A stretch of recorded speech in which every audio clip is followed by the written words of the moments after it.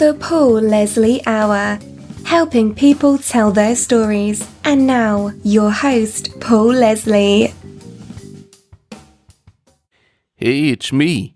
Charley Stefl is with us. He is a true songwriting storyteller, although he's probably most known for the songs he wrote which others recorded. He has a very distinct voice. He is a singer, songwriter, instrumentalist, and recording artist. But going back to the songs that he's written, some of the artists who have recorded his work would include Eddy Arnold, Garth Brooks, Ann Womack, George Jones, Blake Shelton, the McCourey Band, and others. We're honored to have him here on the Paul Leslie Hour, and you can support our show by going to patreon.com/the Paul Leslie Hour. Charley Stefl, thank you very much for making the time to talk to us. Well, thank you, Paul. I'm glad to be here, honored to be here with you. It's a great pleasure. So what's going on in the world of Charley Stefl these days? Well, these days I've been writing with Tom Utz, who is an artist on Mountain Home Records out of Asheville, North Carolina, and it's Jutz. Utz. He just signed a few months ago, and they've given us the second single, Jimmy Rogers Rode a Train, and I'm trying to I hope Tom will release another song we wrote commemorating our horrible flood here in Nashville that we had in 2010. It's called The Flood of 2010. So I think they might release that in 2020 as a 10-year anniversary of that horrible flood we had here. It was one of those 100-year floods that destroyed a good part of the city. Ryman Auditorium was flooded. Our Schermerhorn Symphony Center was flooded. Grun's guitars. It was a mess. But Tom Utz he's just we've written so many songs together over the last probably 15 years. He used to play with Nancy Griffith, and we got to know each other through that. So where are you from originally? Well, I come from a world of Victrolas and 78s and 45s, but, I'm fairly into my older years here, but I chased around all over the place when I was younger. But I'd say I've been here 36 years now in Nashville, but my roots are kind of like a mangrove tree. They're all over the place. Southwestern Pennsylvania, South Central Texas, and East Texas, and Western Kentucky, and now Middle Tennessee for the last many years. I don't know if it's been to my detriment or to my benefit, but I've spent more than half my life here in Nashville. I love it. So when did you first realize that you had this ability to write songs? Well, when I was in high school, I started writing songs. My sister had gotten a guitar for Christmas, and I appropriated it from her. She didn't seem really interested. It was an old gut string guitar, and I just I got one of those books, Teach Yourself How to Play, kind of like the Big Note song book, and learned a few old traditional songs, and then I decided that I could write my own. I wanted to give it a shot, and wrote a few stupid, corny teenage love songs, and I just kept writing and never stopped. And now there's a difference. I knew I could write songs, but how good they were, that's a whole different story. And I think when I finally moved to Nashville and got into the world of professional songwriting and heavy hitters, Harlan Howard, and so many wonderful writers here, Hank Cochran and Buddy Cannon, and I just had to really up my game, and that's when I really learned about how to write a decent song, an important song, a song with some meaning, not just a sentimental, silly song. Not that there's not a place for those as well. So I've just been writing all along ever since I was a kid. It's still a lot of fun. When you came to Nashville, who was the first songwriter that you met? Well, we have an organization here, two organizations, the Songwriters Guild and Nashville Songwriters Association International. And I began meeting writers and playing songs. They would have critiques, and you would take a cassette. This is back in the days of cassettes. You'd take a cassette of one of your songs in, and then a group of professional writers would critique them. So I got to meet a lot of the pros that way. I was in ASCAP, one of the performance rights organizations. They had a Thursday night writers program. From all the writers that sent in songs, they selected 40 writers, and I was lucky enough to be selected. And that's how I really got in touch with other writers. Bob Doyle, who manages Garth Brooks now and has since the late 80s, was then working at ASCAP, and he asked me if I was affiliated with a PRO, and I said no, and he asked me to come in and bring some more songs, which I did. So the first co-writer that I wrote a co-written song with is Dale Allen, and the second writer was a guy you might have heard of by the name of Garth Brooks. So I was right there in the middle of the fire, but Garth was an unknown writer at the time, and I can tell you how I met him and everything here whenever you want to hear that, but that would be the first co-writing sessions that I ever had. There was a name you mentioned in there, Bob Doyle, and I wish I had money for every time his name came up on this show. He's someone, he has intersected in the path of a lot of people in Nashville, and I'm very curious to know, what is Bob Doyle, the man himself, like? Well, I'll tell you, Bob, he's a drummer, so he has musical ability and talent, but he's never really put that out there for people to hear. I've heard him drum, and he's good. We played together out at Larry Bastion's in California, but as a person, he's one of the kindest, most honest individuals I've ever met, and he was instrumental in me becoming a professional songwriter, so I owe him a deep debt of gratitude. He let me write there at Major Bob, his publishing company, after he left ASCAP and formed his own company, which was a management and publishing company. And I wrote there. He gave me the opportunity to write there for years and really meet some of the greatest writers, Dwayne Blackwell and Larry Bastion, and on and on. And it was just such a wonderful experience. He's just a great person. I still see Bob from time to time, and he's not changed a bit. He's still the same great guy. And he loves music, and he loves songwriters, and he still is listening to songs. I sent one of my friends over to see him not too long ago that I thought was a really talented individual by the name of Konrad Fischer. I always think of that old George Jones song, Who's Gonna Fill Their Shoes? And I always, if I see someone or come upon someone that I think warrants it, and I'll tell you, Konrad's, I think, the only person I've ever sent over to Bob. So keep an eye out for him. He's on YouTube, and really entertaining young fella. And say his name one more time for the listeners. Sure. Konrad Fischer. Konrad Fischer. Fisher.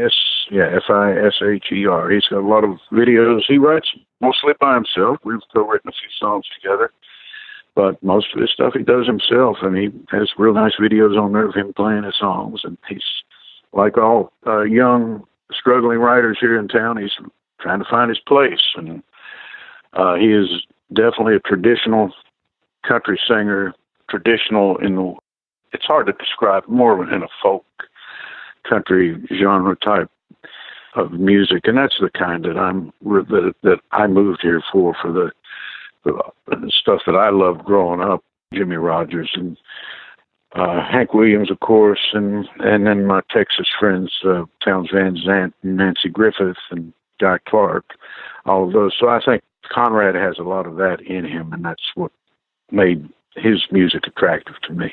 And he's a good guy to boot.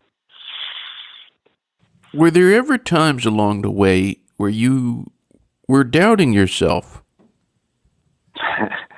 Oh, yes. Every day I wake up, I doubt myself. I mean, this is the major leagues, and this is a huge competition here, and doubt is a great motivator.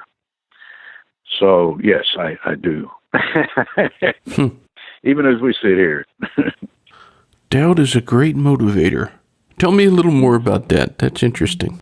Well, it motivates me anyway, because I always am trying to improve my writing. And like I said, it's a highly competitive atmosphere here. So I just use it as I can prove that I can have nothing to doubt, I guess, would be what I'm trying to do. Prove to myself that, hey, don't worry. And write a song. Shut up and write a song. And that's what I do. So you're saying that the best response to doubt is just to keep moving. Absolutely.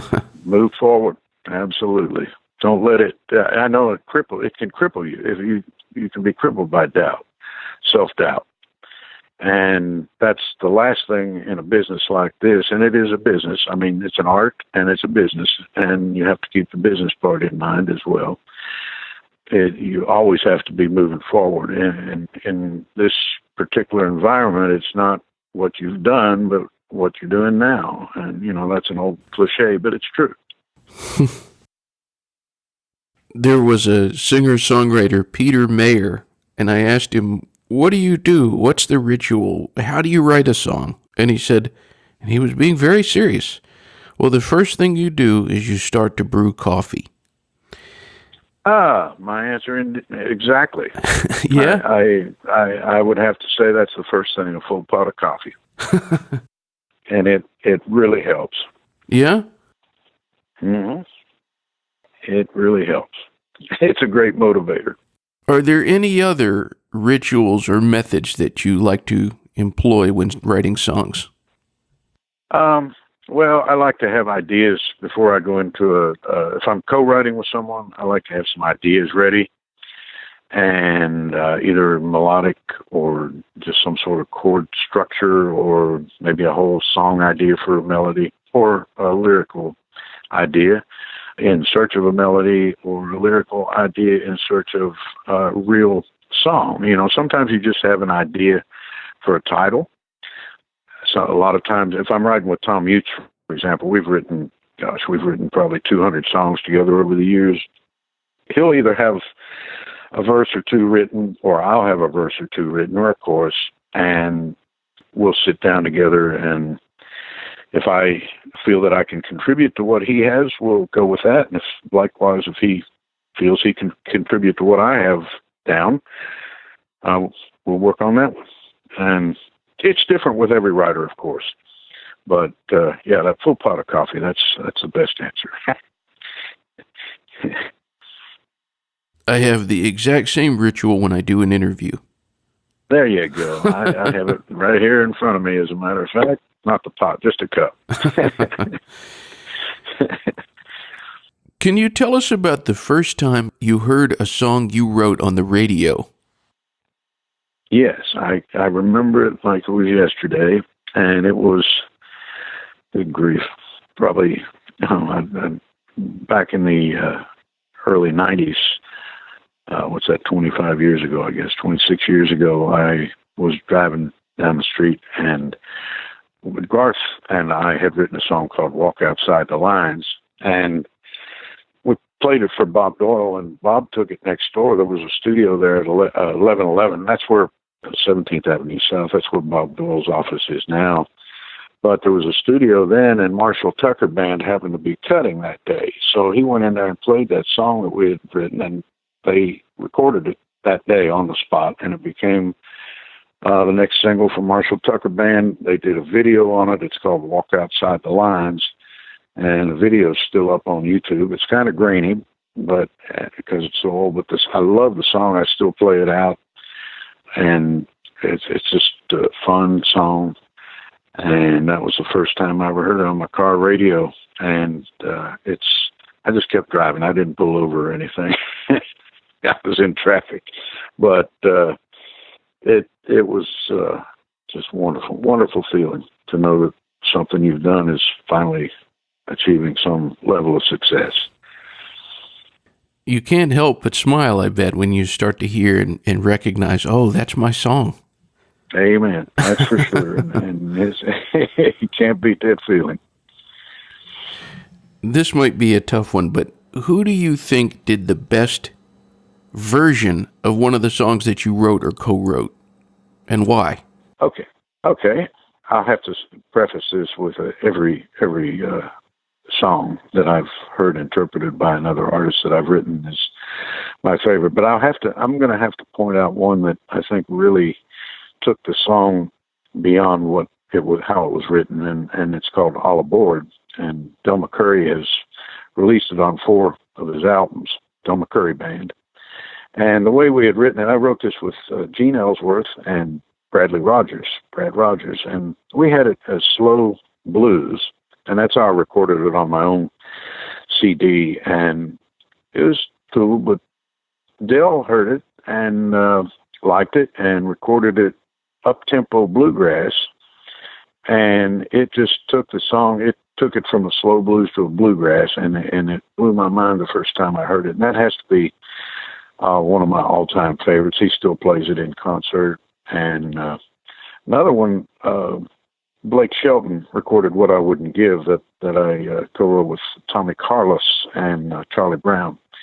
And he just did a fantastic version of that. It was not a single, but you can hear it on YouTube as well, What I Wouldn't Give. It's on his album Pure BS, and it went gold, and just great feeling to hear that. But it's really hard for me to sing a lot of songs. I mean, Ann Womack, Fool, gee whiz.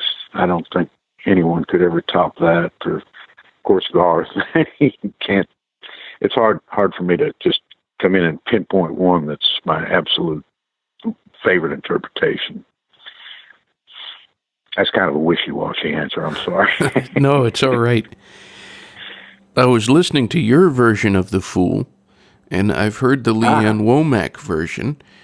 What inspired that song? Well, that's an interesting question, because that's one of those roundabout songs that took a while to get written.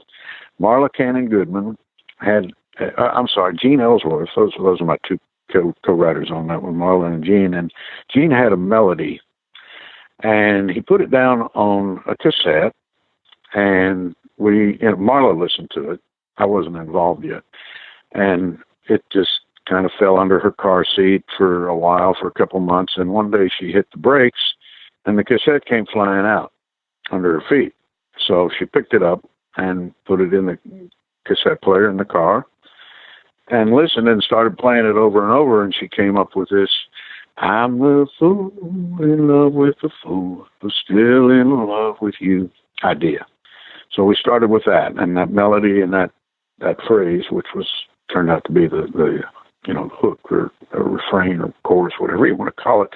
And they called me up one day in the afternoon, and we went over to Marla's house, and we wrote that there on the spot. They had a different set of lyrics that they were working with. It wasn't really working for them. And so we went kind of a different direction and came up with what we have, and then met her sister, Melanie Cannon, who's a wonderful singer as well. These are Buddy Cannon's daughters. Melanie did the demo for us. We did a full band demo and a piano demo. The piano was Barry Walsh playing piano, and I think that's the one that Leanne heard when Major Bob pitched that to her. And the next thing we knew, we were doing a video on the song, which is also on YouTube.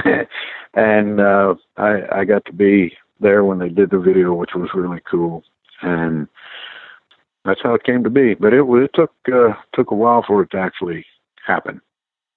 And for the record, I absolutely love it when I have a songwriter on and they just kind of break into song like that. That was really cool. Oh, well, thanks. I do want to add one thing to that. Larry Bastion, he's written so many of Garth's hits, Rodeo and Unanswered Prayers and things. Larry lives in California, and we would often go out to Larry's, or Larry would come to Nashville, him and his wife, Myrna. And Larry heard our version of the song when we thought we had finished it. And he said, why don't you do this, just a little tweak. And he said, this is my gift to you guys. And he didn't want writer's credit, but I have to give credit where credit's due. Larry, he probably sewed that baby up, and delivered the package for us that would become the final demo that we would present to Leanne and Frank Liddell, her producer. And Larry Bastion is an underappreciated songwriter, but if you look him up, he's incredible. Bastion, and just so much a wonderful songwriter and person. Wonderful person, him and his wife, Myrna. Beautiful people. Absolutely. And as you said, a very underrated songwriter, Larry Bastion. Absolutely. I have to say this just because you have to promote yourself every now and again. Mm-hmm. If they want to find out more about Larry Bastion, pretty much the only in-depth interview you're going to find of him is from this show. Go back to episode number 13, and you'll spend a full hour with the great Larry Bastion. Oh, I have to hear that. That's great. Thanks for letting me know about that. And he's also featured prominently in Garth's anthology, that first book he put out, Part 1, Anthology Part 1, the first 5 years. I'm putting a plug in for that book because I'm in there too. But Larry's, he's done so much for all of us. Well, that's a good opportunity to talk about this. I recall one time it just so happened to be raining, and I was listening to the very, very first Garth album on CD. I was listening to the Garth Brooks album, and there's a song that you co-wrote, Every Time That It Rains, and I listened to it, and something about it just struck me. After it played, I backed it up, I played it again. It played, I backed it up, I played it again. So tell us a little bit about that. Can you recall writing the song Every Time That It Rains? Absolutely. And that was my second cut, which was, Garth was an unknown artist at the time. And Every Time That It Rains came about. We had written a number of songs. We had our Marshall Tucker Band song and several others we had written. And Garth called me up one night. We lived close by to each other over in Englewood.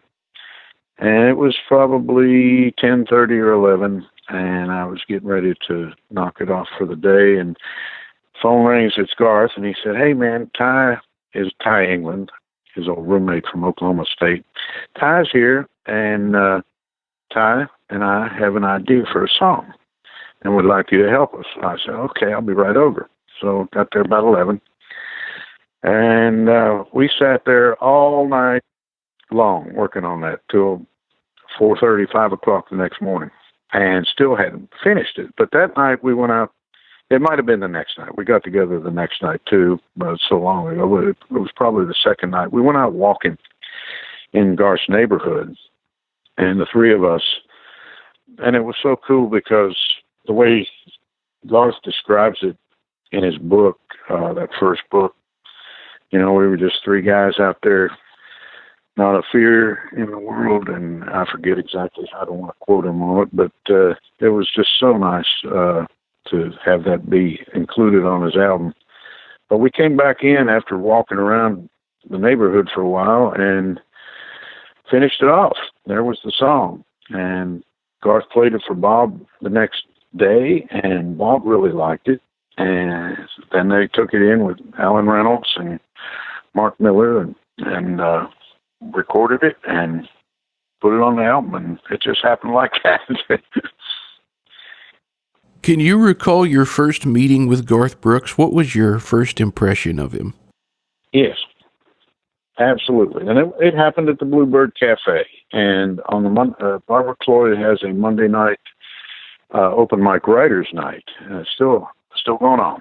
Many years later, still going on. You go down there and you sign up. That's how you did it then. I think you do it by phone now. But signed up, and Garth happened to be there as well that same evening.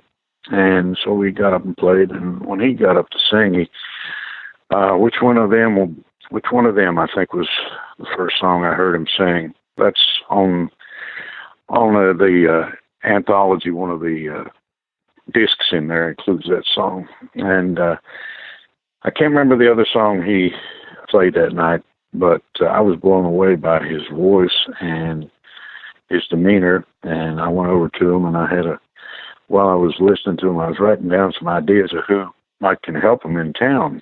And Bob Doyle's name was one of them. And I took the list over to him. I said, here, I introduced myself, and he said, oh, man, yeah, well, maybe we can get together and write one of these days. And I said, okay, we'll do that. And I gave him my phone number. And he had already met Bob Doyle, by the way. So that was just another endorsement. But anyway, the next Monday night, he was there.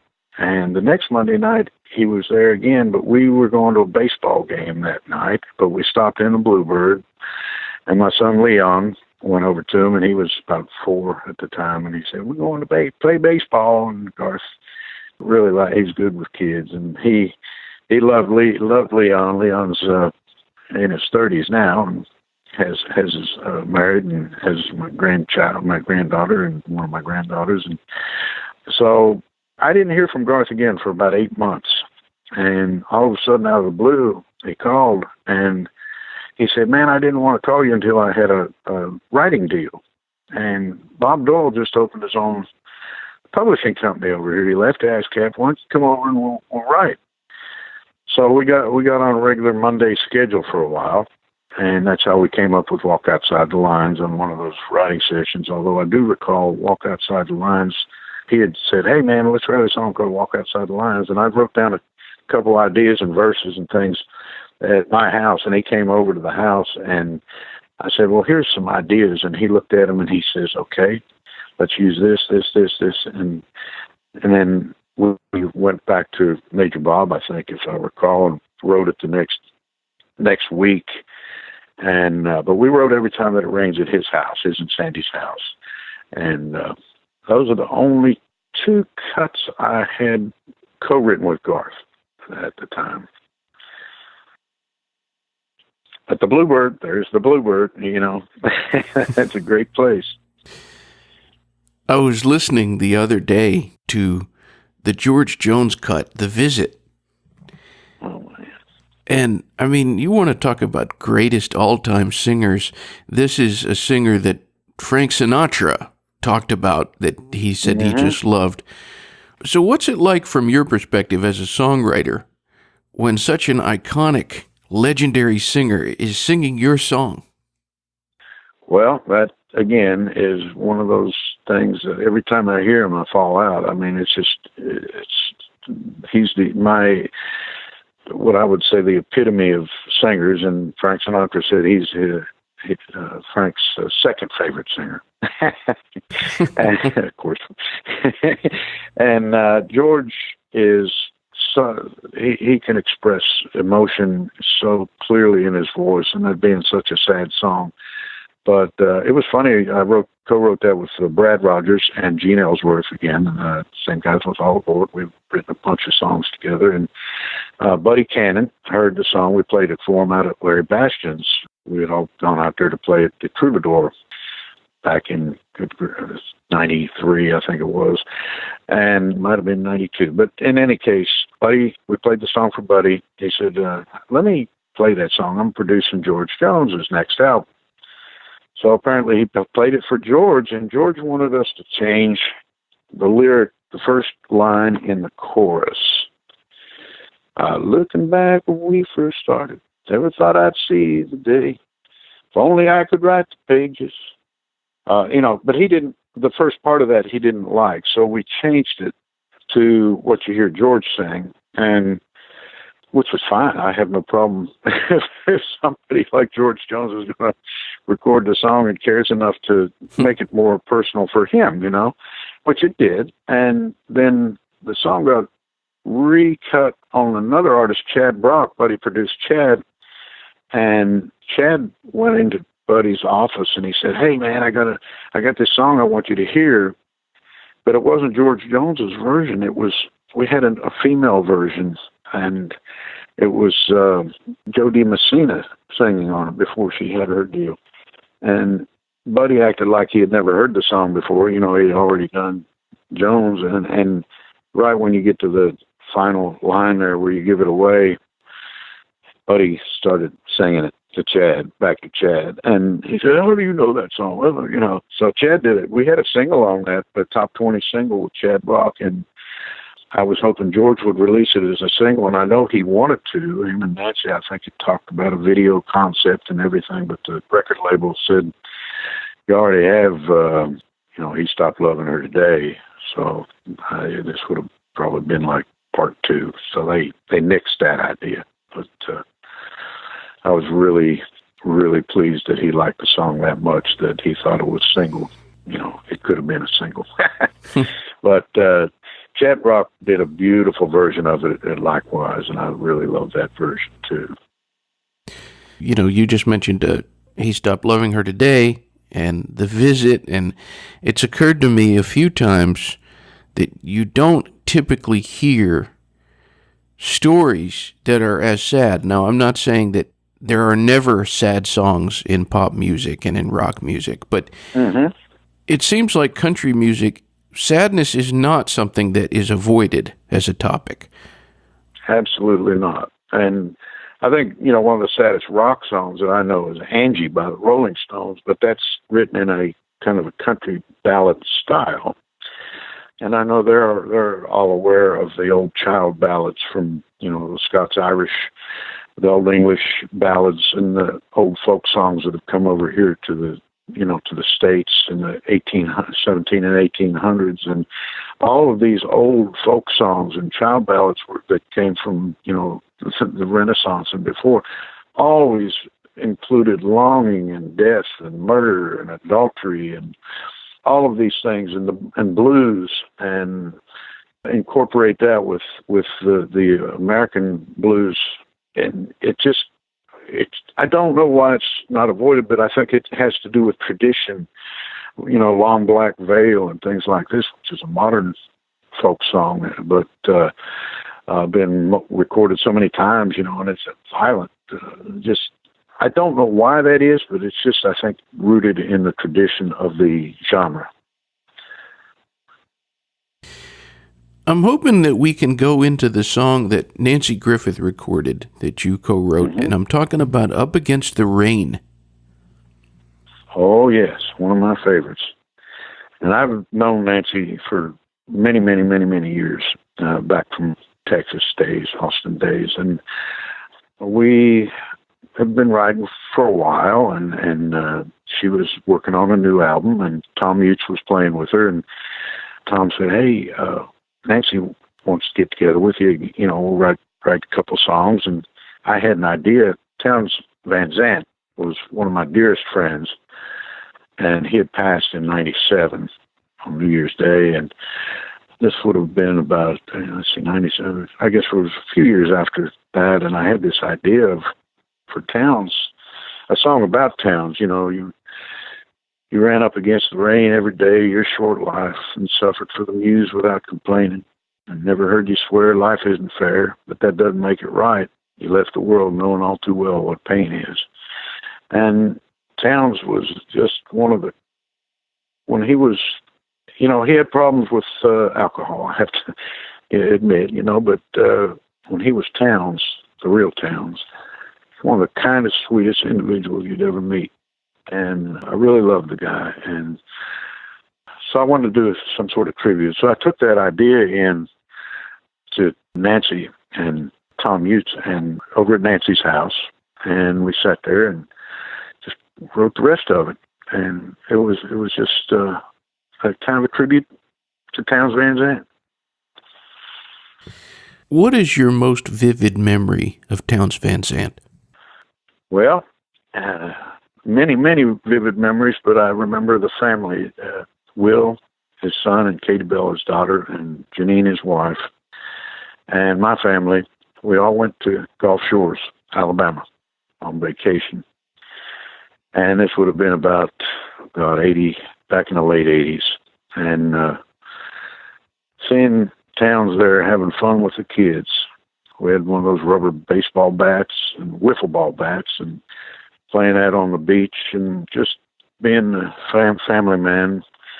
Another instance was we were out at Starwood Amphitheater, which is no longer here, but Bob Dylan was playing. And Bob was one of Townsend's hugest influence. He just loved Bob Dylan, as do I, and most songwriters do. And one of the most vivid memories, it was really late one night. It was Townsend's birthday, and Guy Clark had brought over the Bob Dylan Biograph box set.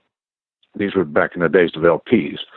And so we listened to that, and came across a song there that Towns played over and over and over. He sat there and listened to this song probably 20 times.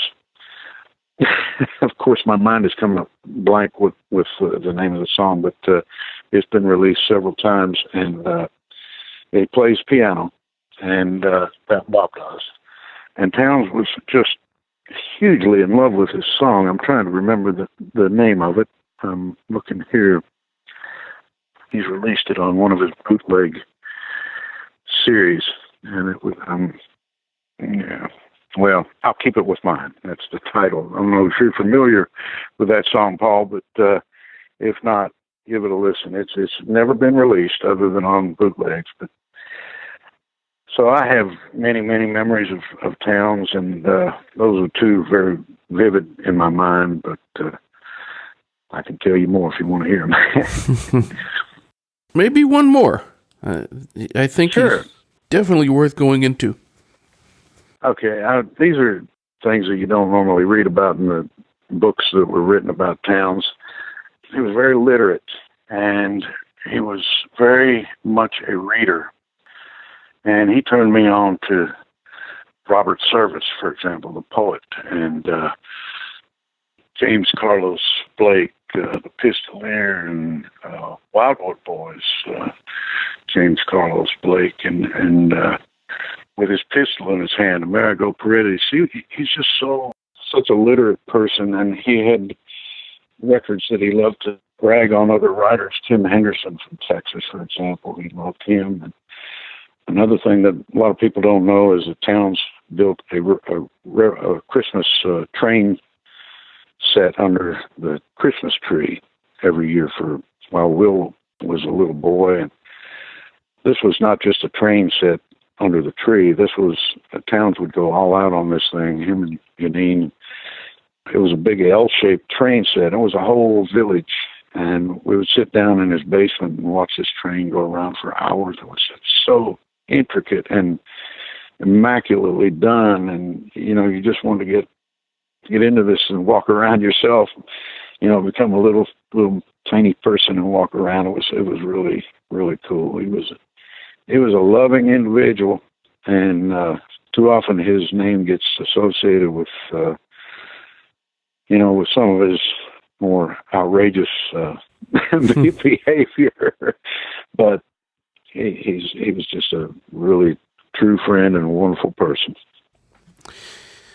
With all of these memories and all of these experiences and having your songs cut by great artists and making recordings yourself, which many people never get a chance to make a record, what would you say is the best thing about being Charley Stefl? Well, it all boils down to family. In the end, that's really all you have. The music business is very fickle. And my wife Janice and my kids and my grandkids, family, and her parents live right up the street from us. And I think family is the best thing about being me, because I've got a lot of support there. And now I'll just leave it at that. That's what keeps me being who I am. I have a tradition. I always end the show. I just give the guest the pulpit. I let them go wherever they want. What would you say to anyone who's tuned in? Okay. I would say, if you're a songwriter, try to write every day.